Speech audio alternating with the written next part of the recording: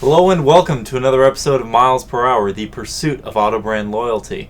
Today we're going to be talking about Porsche's brand image, heritage, and target market, and I get to welcome JF Musial, the executive producer of Fastlane Daily, and we're in Fastlane Daily Studios, no less. You mean the closet? Yes. Is the Fastlane Daily studio. Well, you know what? Most people don't know it's a closet when they're watching the show.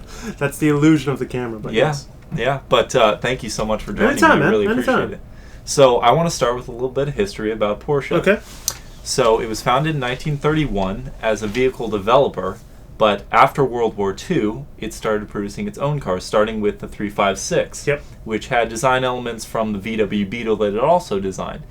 Oh, yeah, but actually the VW Beetle is actually, you go to the Porsche Museum in Stuttgart, the first thing you see is the Beetle. It's the rear engine. Yeah, it's funny. It's even though it's a different brand, and though Volkswagen now kind of is part of Porsche and they're kind of sister brands, the 356 really took its roots from the Beetle. Yeah, and so the company obviously values where it started, the origins, you know. Yeah, well, like Ferdinand Porsche and the Porsche family, they wanted to build fun little sports cars, and they couldn't really produce all the parts themselves, so they did parts bin manufacturing. So they took what they saw from the Beetle, it was a great platform, and built something great out of it, the 356. That's awesome. Yeah. And now they're kind of regarded as, motorsports-wise, the most successful motorsports brand as a company. And, their resume includes the most 24 Hours of Le Mans victories and the most Daytona 24 Hours victories. Yeah.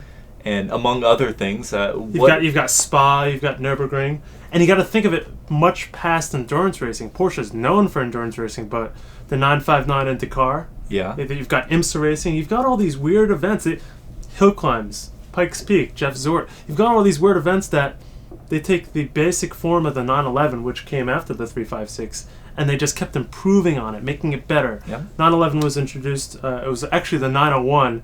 In 1963, Peugeot sued them, so they had to change the name to 911. So 1964, the first 911 came, and there's only been 3 generations of 911s, three chassis. Really? You had the first air-cooled, then with the 996 you went to the first water-cooled. Yes. And you're coming up to the next generation, which is going to be something completely different. But it's you look at where the 911 has come, it's always been just minor modifications, but to really evolve the overall package of the 911 to be so great, which is why the race cars have been so good. They just kept getting better and better, not whole new platforms. Well, yeah, and it's a motorsports brand first, and then a luxury sports car maker second. Yes. And so, therefore, the road cars have seeped from engineering technology into those cars to make them the successes that they are. Trickle-down technology. Yep. The funny thing you need to know is that you look at a 911 RSR, it's actually a C4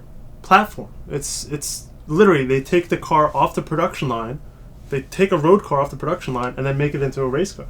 Same chassis as what you'd find on a racetrack onto the road. That means, they trust their road cars. They know that they're brilliantly engineered cars that they make into racing machines. Yeah, yeah. Well, recently, Porsche's kind of been advertising, at least in the U.S. market, the Porsche Daily Driver. Yeah. Not the great driving dynamics and racing pedigree. Are they in error for that, or is that just... Well, you got to look at where the industry is going at this point. You look at the Panamera, you look at the Cayenne. The Cayenne needed to come out. You can't have the 911 without the Cayenne. The reason being is they weren't selling enough volume of the 911 in the world to really improve the brand. They came out with the Cayenne, they came out with the Panamera to increase their volume, to increase their margins, and because of that, they can afford to build better sports cars. Yeah. But that's not to say that those non-sports cars, the Panamera and the Cayenne, aren't good performers. The same engineers who developed the 911 and the mid-engine Boxer Cayman worked their way into the Panamera and the Cayenne, and those are still good sports cars. They're just not sports cars. They're performance luxury sedans and SUVs. So it's not too distilled from that racing pedigree and the racing engineering. Yeah, and you got to look at it like this. Look at all the other, when compared to all the other German brands, Mercedes, Audi, BMW, they've really kind of exploded with so many different models to increase their market share. They're taking market share away from Toyota, Lexus, all these other brands. Porsche's doing the same thing, but not at the scale of those other companies. So it's just a sign of the times. They need to build more cars. And they understand the U.S. market, therefore. I mean, they know that here it's not going to be the racing background that's going to sell the cars. It's going to be what you told me before. It really comes down to, well, what do people really care about in the U.S.? They care about their celebrities. They care about their music.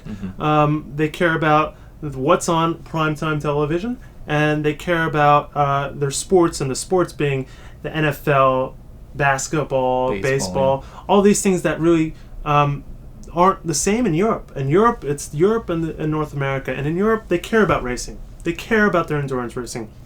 That's where Porsche focuses, really promoting the racing background. In the U.S., you've got AOMS, Grand Am, and Sunday Cup drivers. Yeah. Well, NASCAR is really where motorsports is what everyone thinks about in terms of motorsports in the U.S. In the U.S., yeah. And F1, for example, only 14% of people know what F1 is in the U.S. It's absurd. Yeah.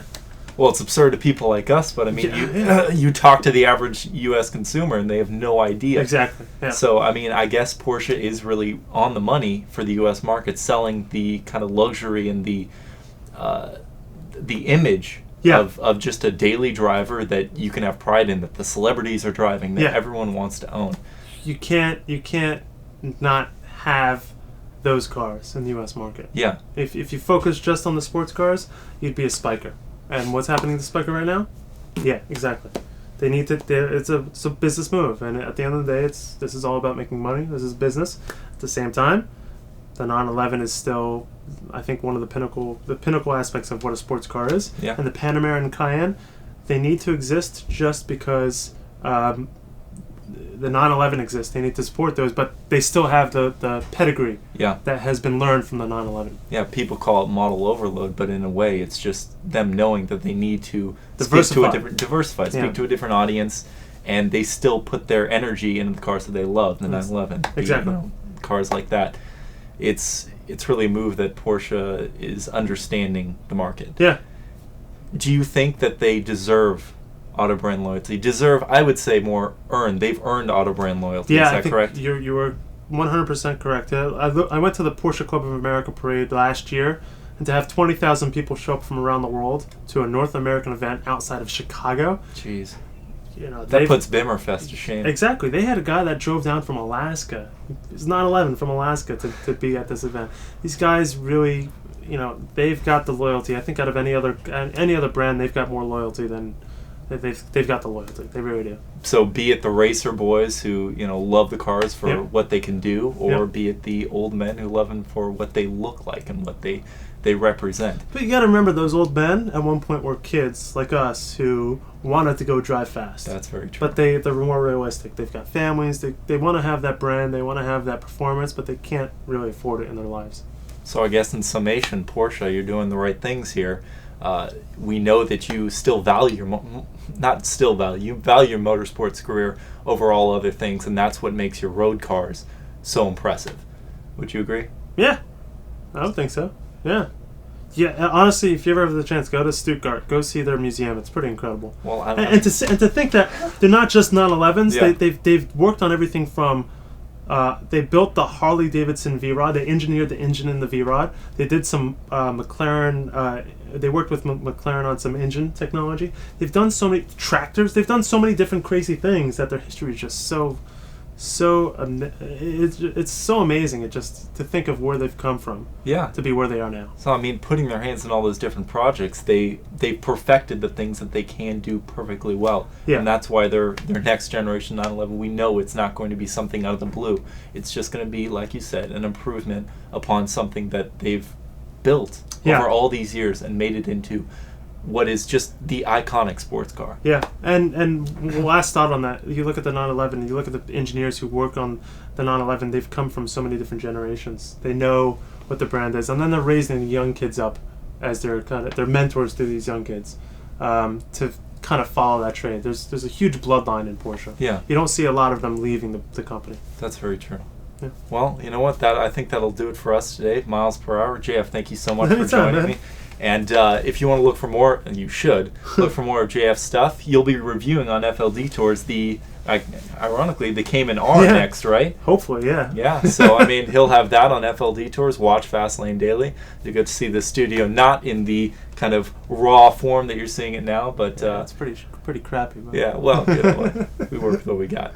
Thank you, Well, Miles. thank you so much for watching, Jeff. Thank you for joining Yeah. me, and that'll do it. So drive your passion.